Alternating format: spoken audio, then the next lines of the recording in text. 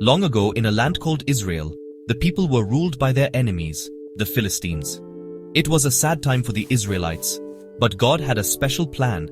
An angel appeared to a kind woman who had no children. The angel told her, "You will have a son. He will be very special to God. He will be a Nazirite from the day he is born." This was a wonderful and surprising message.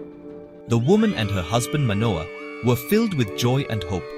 They knew their son was destined for something great. He would be the one to start saving Israel from the Philistines. The angel gave them important rules for their son. He was part of a special promise called the Nazirite vow. This meant he had to live a life dedicated to God in a particular way. His mother was told not to eat certain foods or drink wine. And for her son, the most important rule of all was that his hair must never, ever be cut. A razor should never touch his head. This long hair was a sign of his promise to God. It was a visible symbol of his dedication and the source of the incredible power that God would give him. This promise was the key to his future strength. As the boy, named Samson, grew up, it was clear he was different. The Spirit of the Lord was with him, and he became incredibly strong. He was stronger than any other man in the land. His muscles were powerful, and his spirit was brave and a little wild. Everyone could see that he was blessed by God with a unique gift. He could do amazing things that no ordinary person could even dream of. This strength was not just for showing off. It was given to him for a very important reason: to protect his people and fight against their enemies. Samson's journey began when he became a young man. He was full of confidence and ready for adventure. His life was meant to be a story of fighting for freedom, but it would also be a story filled with challenges and difficult choices. He often followed his own heart, which sometimes led him into trouble. The people of Israel watched him, wondering what this strong young man would do. His story was just starting, and it was going to be filled with action, excitement, and important lessons about listening to God and using his gifts wisely. One day, Samson traveled to a Philistine town called Timnah. There, he saw a woman he wanted to marry. His parents were not happy because she was a Philistine, one of their enemies. But Samson insisted, not knowing it was part of God's plan to challenge them. On his way to see her, a young lion suddenly jumped out at him, roaring fiercely. The Spirit of the Lord rushed over Samson, and with his bare hands, he tore the lion apart as if it were a small goat. He didn't even tell his parents what he had done. It was his first great test of strength, and he passed it easily. Later, on another trip to Timnah, Samson passed the place where he had fought the lion. He looked at the lion's carcass and saw something amazing. A swarm of bees had made a honeycomb inside it. Samson scooped out some of the sweet honey and ate it. At his wedding feast, he decided to play a game with 30 Philistine men. He told them a riddle: out of the eater, something to eat; out of the strong, something sweet. He gave them 7 days to solve it, promising them a prize if they could figure it out. The riddle was a secret reminder of his great strength. The Philistine men could not solve the riddle. They became angry and frustrated. So they went to Samson's new wife and threatened her. They told her to find out the answer, or they would harm her and her family. Scared, she cried and begged Samson to tell her the secret. For days he refused, but finally he gave in and told her about the lion and the honey. She immediately told the Philistine men. They came to Samson and said, "What is sweeter than honey? What is stronger than a lion?" Samson knew he had been betrayed. He was filled with anger at their trickery. Furious, Samson went to another Philistine city, defeated 30 men, and took their clothes to pay his debt. His adventures were just beginning. He used his strength in many battles against the Philistines. Once, to get revenge, he caught 300 foxes and tied torches to their tails, setting their fields on fire. The Philistines were furious and came after him. They tied him up with new ropes, but when he faced them, he broke the ropes like threads. He found the jawbone of a donkey and used it as a weapon to defeat 1,000 Philistine soldiers. Samson was a one-man army fighting for his people. Samson's greatest weakness was not a powerful army, but his choices in love. He fell in love with a woman named Delilah. The Philistine rulers saw this as their chance to finally defeat their mighty enemy.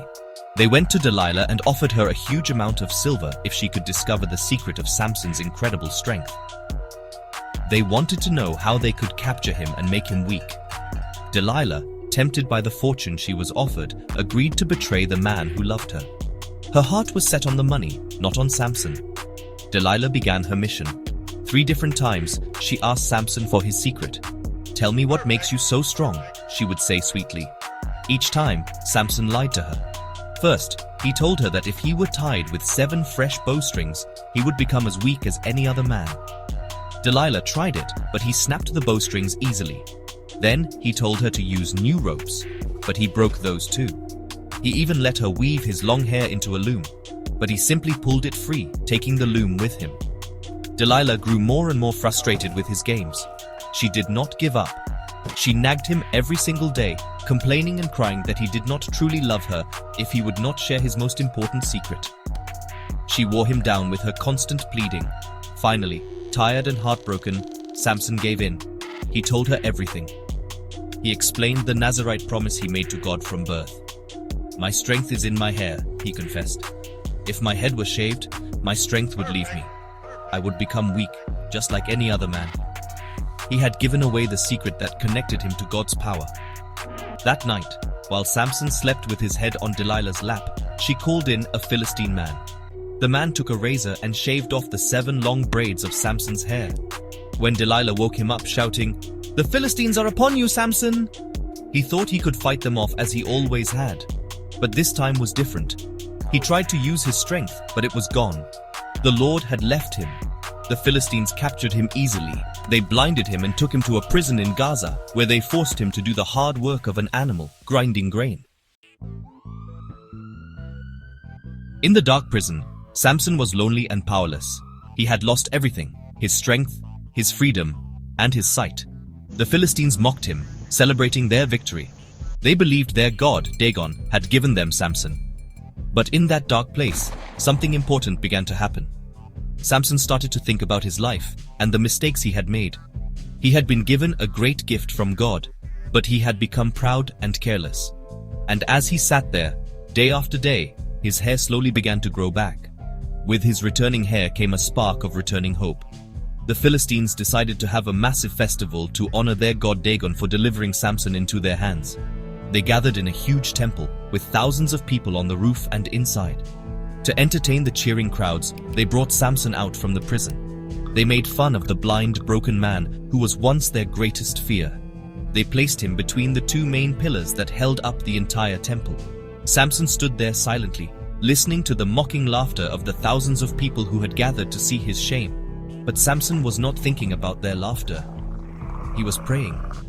He spoke to God in his heart, a quiet and desperate prayer. "Sovereign Lord," he prayed, "remember me. Please, God, strengthen me just one more time." He wanted one last chance to fulfill his destiny and fight the enemies of his people. He asked not for his own sake, but to avenge the loss of his eyes and to serve God one final time. He reached out his hands and placed one on each of the massive stone pillars that supported the temple's roof, feeling the weight of the entire structure. With a final, mighty roar, Samson pushed with all his might. "Let me die with the Philistines," he shouted.